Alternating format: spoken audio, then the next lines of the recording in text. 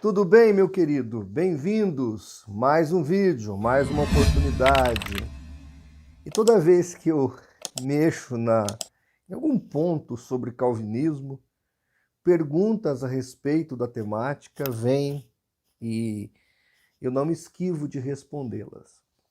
Eu fiz um vídeo fazendo ali uma análise sobre a afirmação do Dr. Augusto Nicodemos, onde ele culpa o problema da igreja brasileira, do evangelicalismo brasileiro, ele culpa o arminianismo. Aí eu fui lá e dei uma resposta. Por causa dessa resposta eu recebo outras perguntas, né? Uma delas, o internauta perguntou assim para mim: Pastor Martinez, é fato que há livre-arbítrio nos pais da igreja? Eles acreditavam nessa doutrina do livre-arbítrio ou não? Então o internauta quer saber se a doutrina do livre-arbítrio tem fundamentação histórica. Eu já fiz um vídeo aqui provando que o livre-arbítrio tem fundamentação bíblica. O que o Concílio de Arles vai dizer? O concílio vai dizer que o homem tem livre-arbítrio, mas enfermado pelo pecado, mas tem livre-arbítrio. Obviamente que a decisão de aceitar Jesus conta com o convencimento do Espírito Santo. João 16:8. É o Espírito Santo que convence o homem do pecado, da justiça e do juízo. Então, ninguém aqui está negando isso.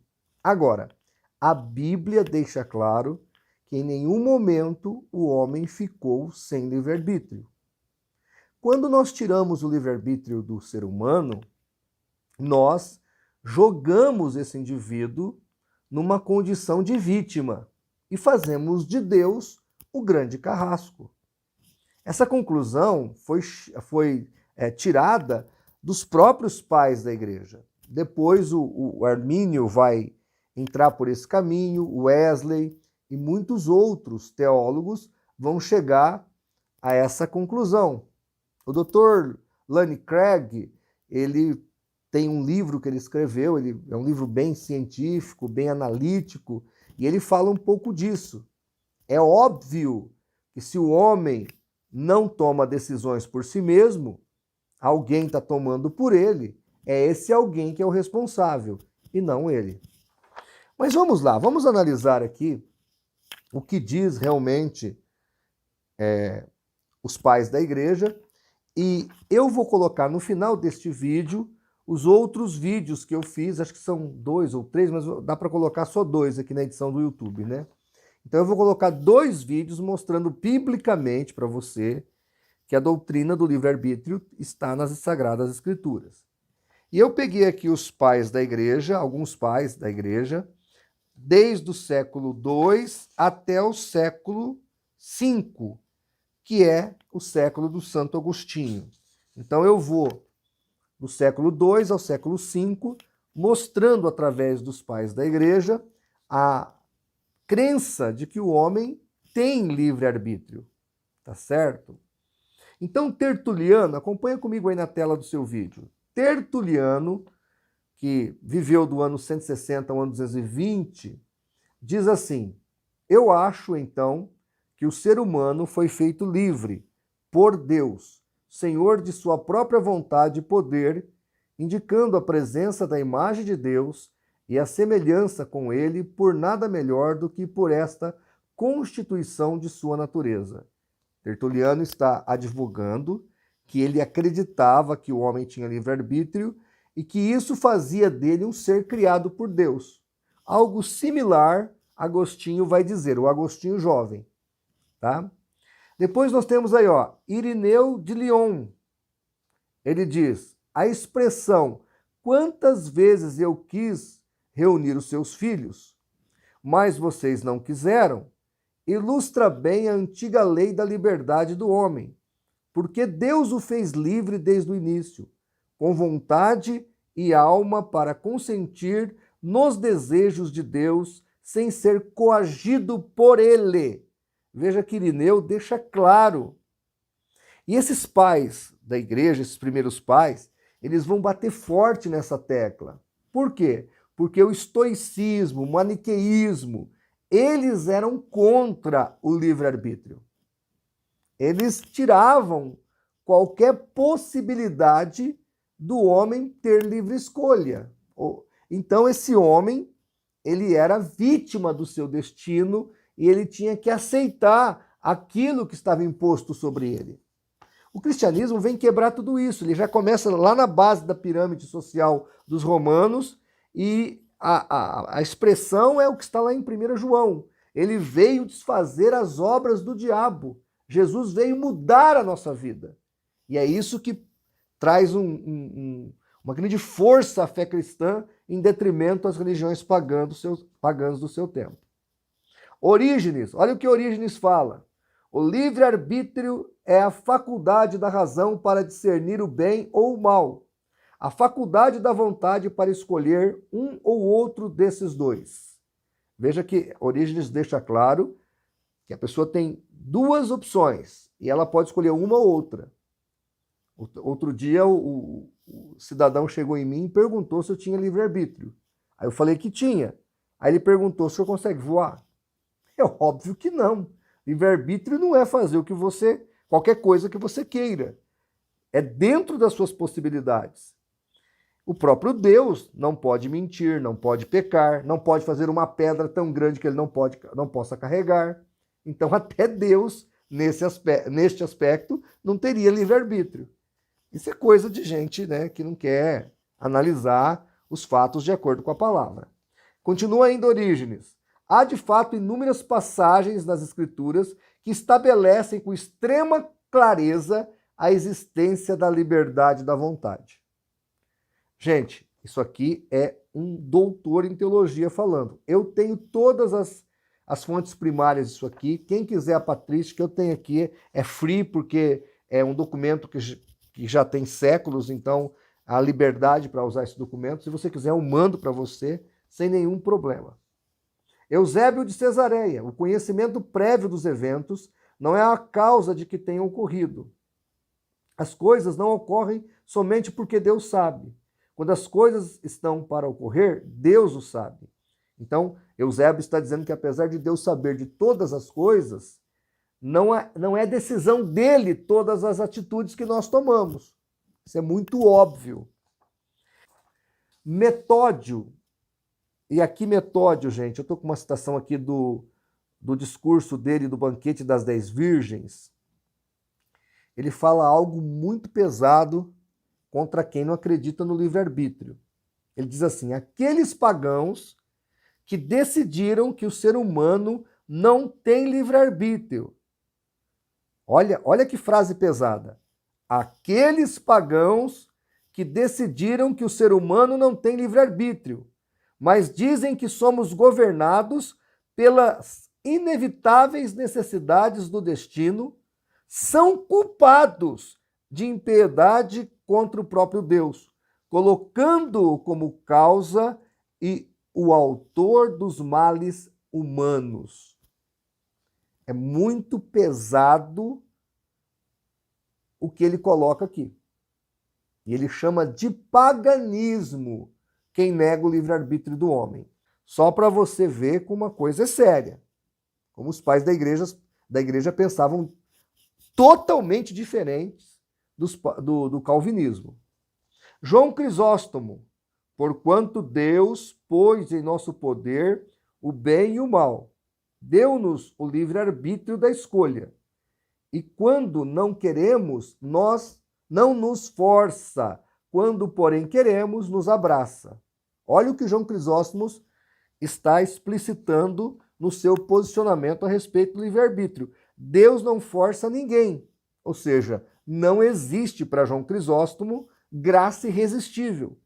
Ele respeita a escolha livre de cada pessoa. Mas aquele que aceita o chamado dele, João Crisóstomo fala, ele o abraça. Jerônimo diz assim, Deus nos criou com livre-arbítrio e não somos forçados pela necessidade, nem à virtude, nem ao vício. Então Deus não determinou o homem nem para fazer coisas boas, nem para fazer coisas más.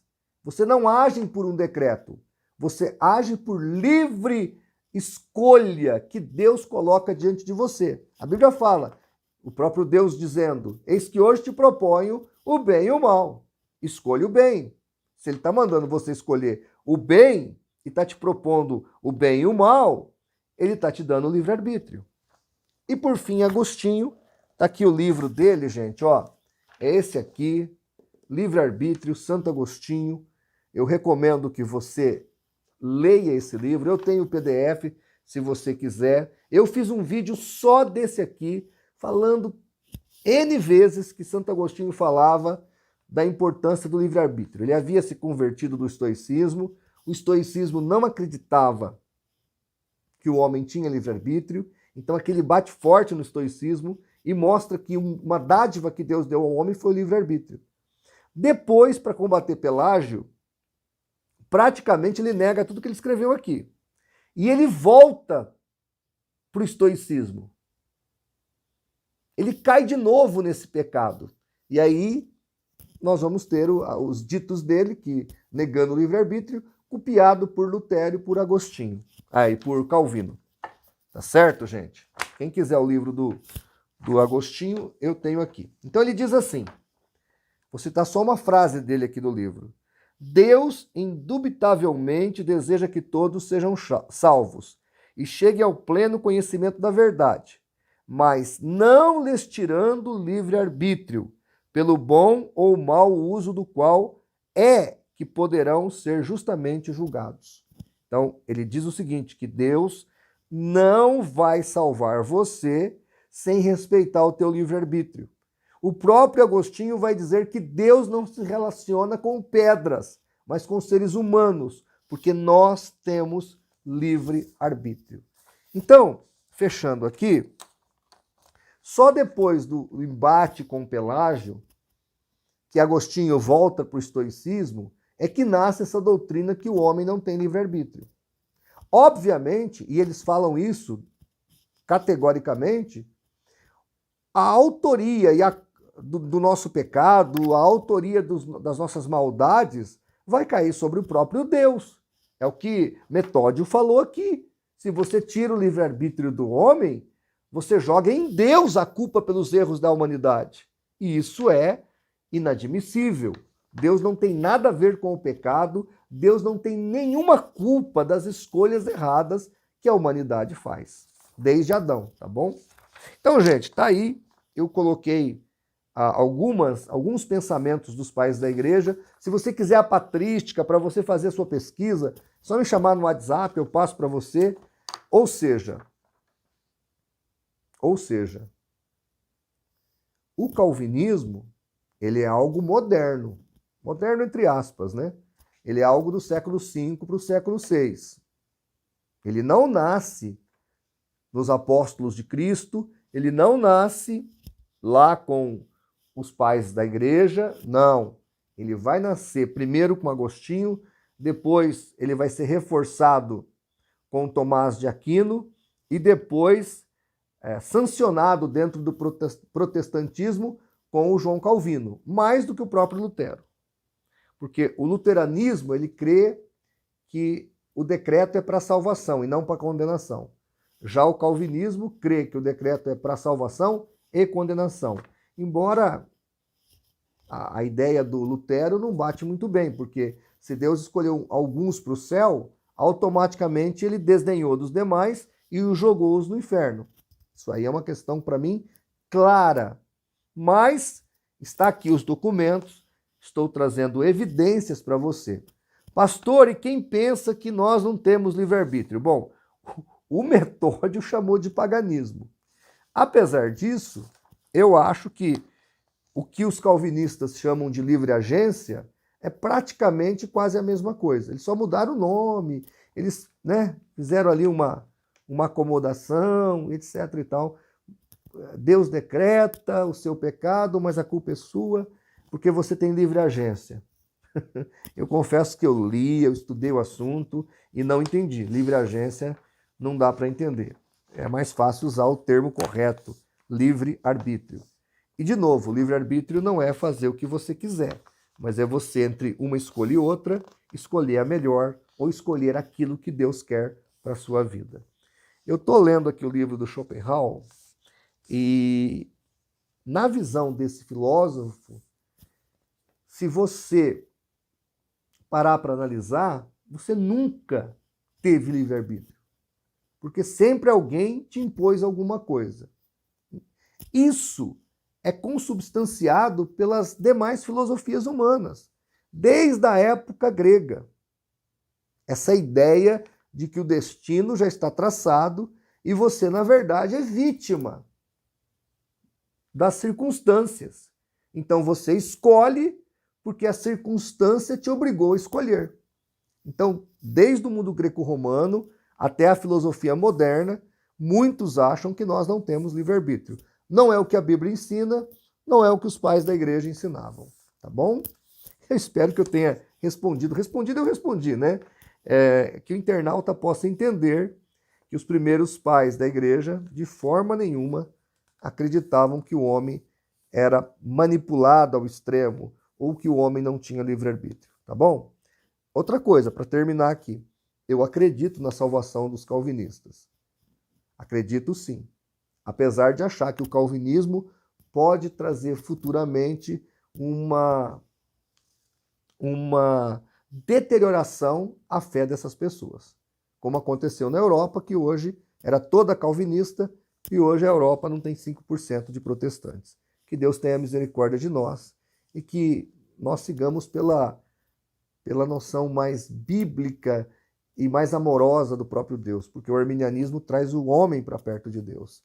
Ele faz o homem admirar Deus pela sua bondade, pelo seu sacrifício, pelo seu amor incondicional.